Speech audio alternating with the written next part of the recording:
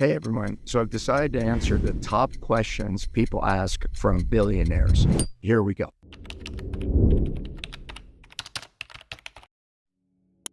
Lots of people want to start a business, and it seems that every dinner party, because of my Shark Tank, I end up being the guy in the corner that everybody comes up to and says, hey, I have this idea.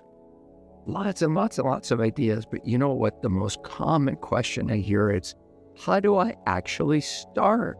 Here's my answer. Sell something. Never take advice from somebody who isn't financially invested in the outcome. And I don't mean as an investor, I mean a customer. Just call a customer and go out there and sell something. When Damon started FUBU, he didn't hire a whole bunch of researchers. He took a t-shirt, stood on a street corner, sold it. When I started my first tech business, I didn't spend years thinking about what should I do, products you should have. I called up a big customer and I sold it to them. If you want to start a business, go sell something.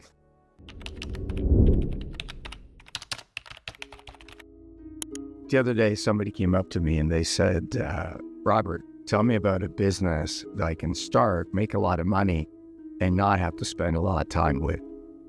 You know what my advice was?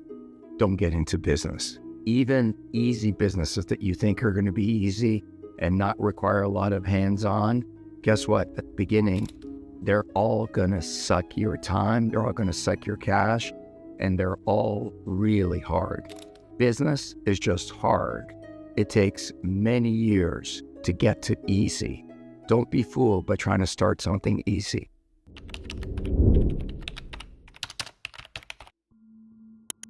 You know, one of the things that people always talk to me about is work-life balance. And they say, my gosh, you're such a great dad. You're always there for your kids. You seem to go to everything, even at the school. But here's the reality. It's taken me many years to get to this point. When you start, there is no work-life balance. It's one of the big lies that people tell you. A business is a living, breathing thing. When it needs to eat, you have to feed it. It doesn't care that you have a school play. It doesn't care that you want to work out. It doesn't care about any of those things. A business is a living, breathing thing.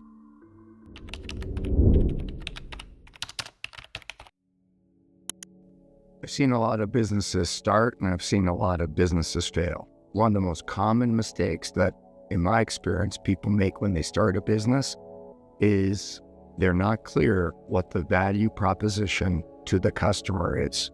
They look at it through their lens. So let me give you a quick example. You heard the famous, sell me this pen. Do you know what the right answer to that is? It's not selling the pen. It's before I sell you the pen, tell me who I'm selling the business to. Value is not through your eyes. Value isn't through the eyes of the customer.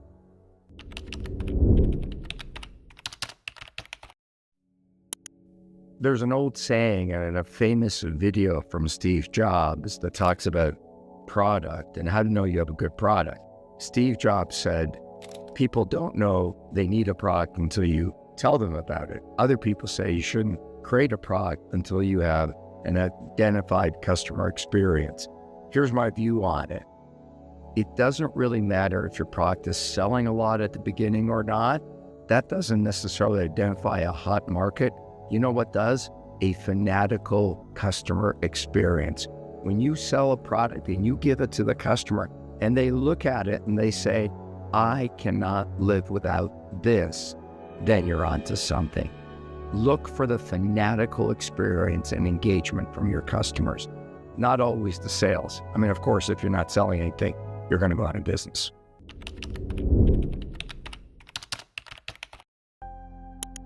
One day I was talking to one of my old HR VPs and we were talking about what makes a great candidate. And she said, we want to hire somebody who's failed before because that makes them better today. And I was like, oh my God, that is such bullshit.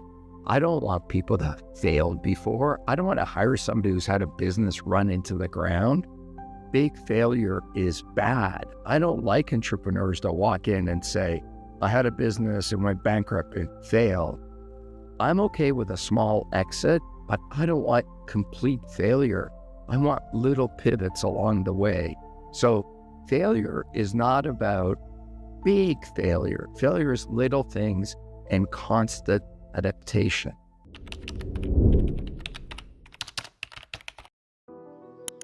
You know, when you become successful, one of the most common questions people ask you is, if you had to do it again, what would you do different?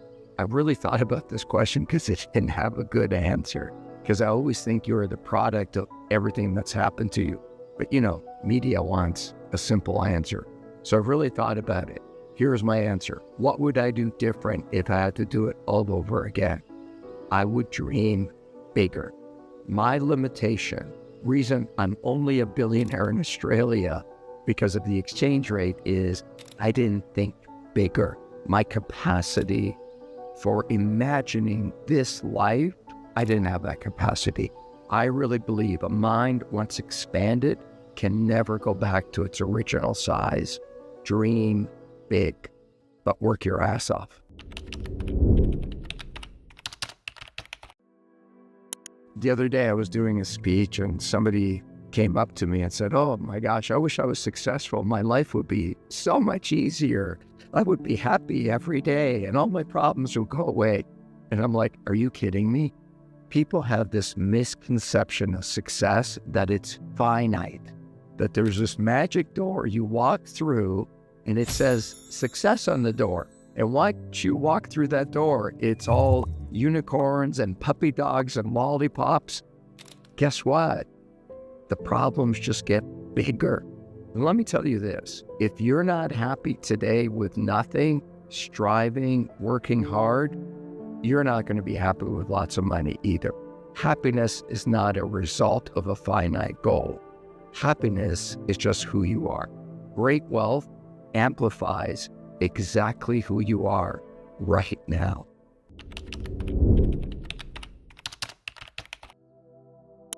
Here's an amazing piece of advice that I had to learn that I didn't do.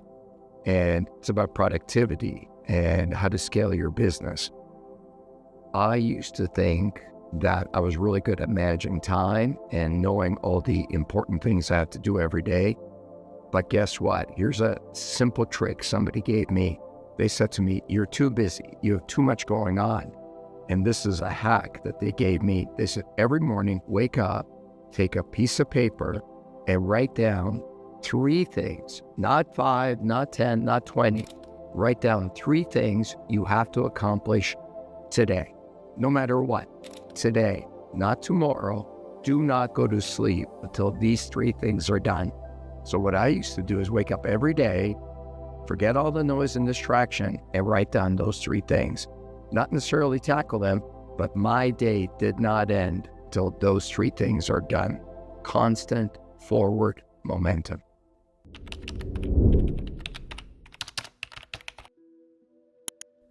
I'm invested in a lot of business in the 20 years of Shark Tank, Dragon's Den, Shark Tank Australia, and there's a couple of red flags that really come out for me.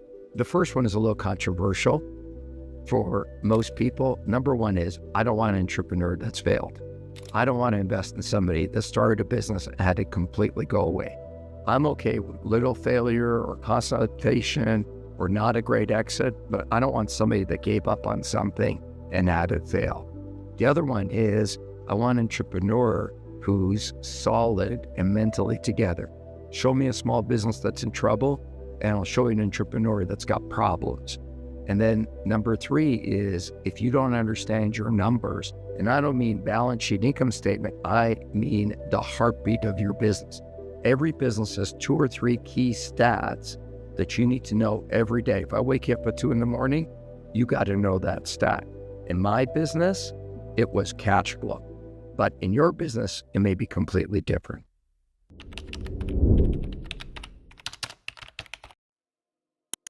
You know, motivation is really hard. It's easy to be motivated when things are going your way. I always say, if you can be motivated when you're having a crappy day and it's raining and your dog bit you and your friends hate you and your spouse doesn't like you on that day and your kids are yelling at you, when nothing's going right and you feel like failure in every part of your body, if you can get up on those days and do the things that need to be done, that's motivation. It's a great saying I heard a long time ago, which is a great entrepreneur has the ability to go from failure to failure without any lack of enthusiasm. That's motivation.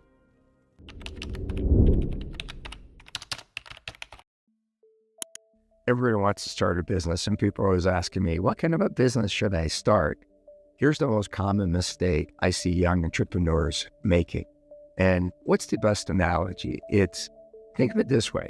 There's a piece of cheese, and all the entrepreneurs are mice, and they're all screwing around. They go after that piece of cheese. And then tomorrow, there's a piece of cheese over here, and everybody goes this way. Wayne Gretzky said it best. Don't go where the puck is. Go where you think the puck is going. Don't get into a business that everybody else is getting into. Get into a business that's going to be the next wave. AI. AI is still super hot. Get into that. You got to know where the puck is going to go.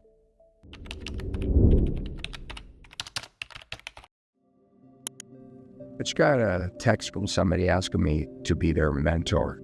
And it's one of the common things that I hear a lot of people talk about is, can you mentor me? Or how do I find a good mentor? And then people ask me, what was some of the advice you got from a great mentor? I always struggle with that question. Let me tell you why. Because advice is relative to where you are in a situation. Somebody gives me great advice on something and I'm not ready to hear it, I'm not going to apply it.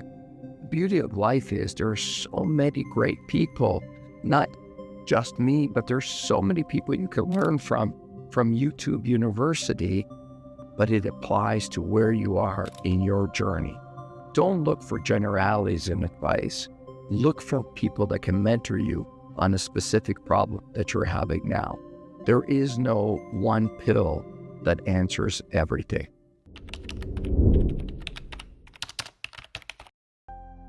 What's really interesting about business is how dynamic it is and how much it changes and how much it ebbs and flows. One of the biggest impacts that I'm seeing in business that I really believe in is customization. People don't want to buy or get something that everybody else can get. And with the internet, and especially with AI, you can recreate and duplicate and scale almost anything. I think what's going to happen is if you can create a product or you can create an experience that feels highly personal to me and customized, I think that's always going to stand out.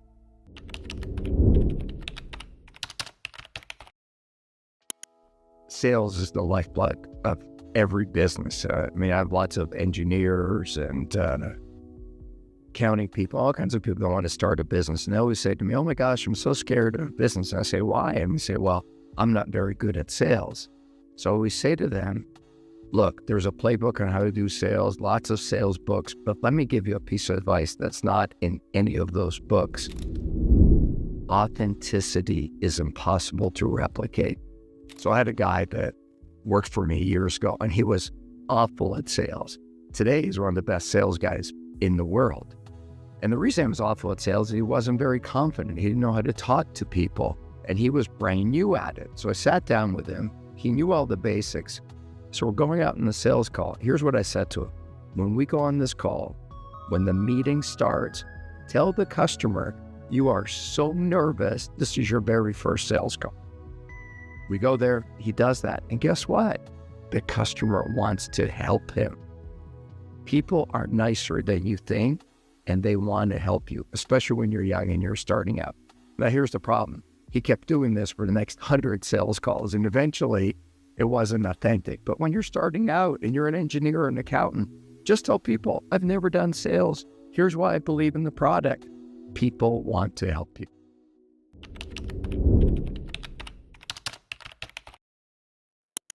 Money's hard, and you can make lots of mistakes with money. The thing I've learned over time is you want to be very careful with mistakes you make with money, because once you spend $1, it's gone. It ain't coming back.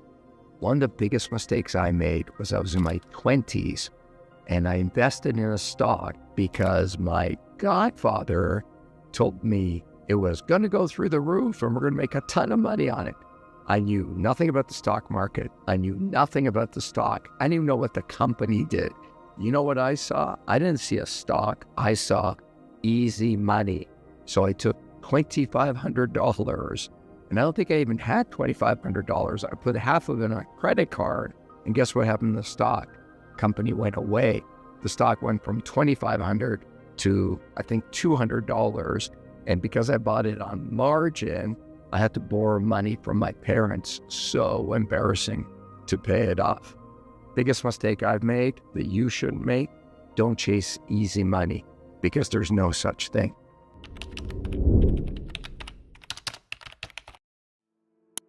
As you start your company, it gets bigger. All kinds of people will start telling you about scale, scale, scale, scale. Here's one of the biggest myths I've learned about scale. And don't forget, I had little companies doing $200,000 a year with 2 employees. And I had big companies, $1 billion a year with 1,000 people. Here's the biggest myth about scale. You cannot sanitize scale and make it clean and repetitive and productive every single day. There's a certain amount of chaos in scale, no matter what you do. If your company is growing, there's going to be chaos. You have to learn to embrace the chaos, but make sure it doesn't break you.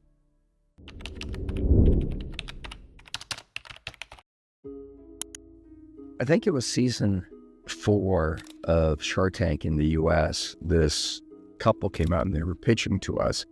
And I think they said something, and I didn't really understand the question. And they said to me, "Hey, you're not listening to what we're saying." And I think I was having a bad day, and I probably was hangry, didn't eat breakfast. And I said to them, "Hang on a second. It is not my responsibility to listen to you.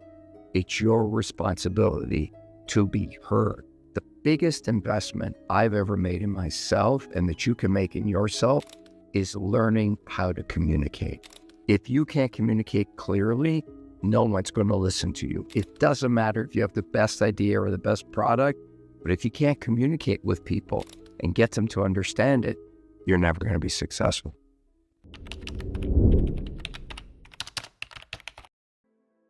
There's a great quote. So I love to play tennis. There's a great quote at this little tennis club I'm a member at in Newport Beach in California. And it's from Martina Navratilova. And I love this quote. And it says, "Pressure is a privilege of success." Love that. So here's the point. The more successful you get, the more pressure you're going to have. You're never going to go away from pressure. You're always going to have pressure. So as the pressure builds, how do you make decisions? So there's 2 caveats I use. In general, my knee-jerk reaction is usually the right one. Number 2, never make a decision that will kill your business. Big risks like that, I'm very, very wary of. So number 1, your gut feel is probably the right feel. And number 2, don't make big decisions that could kill your business. And my final point is, sleep on it. In a really, really big decision, you have to have clarity of mind. So take in all the data, then get away from it, sleep on it, wake up tomorrow morning, and how you feel right away is probably the right way.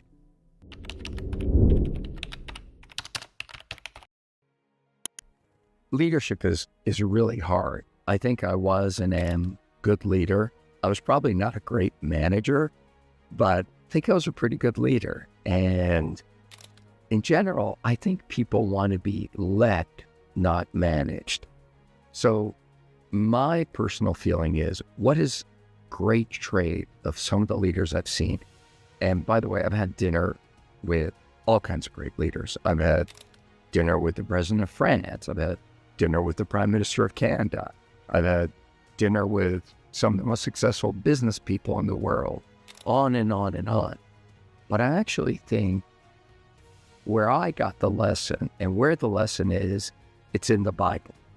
And what Jesus said to his disciples is, don't tell people, I'm paraphrasing, but what Jesus said to his disciples is, Don't tell people what to do. Teach ye with parables. Great leaders have the ability to tell a great story.